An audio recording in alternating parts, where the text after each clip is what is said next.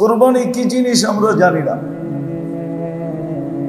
আমাদের সমাজ জানে না, যার কারণে কোরবানি রয় নাই।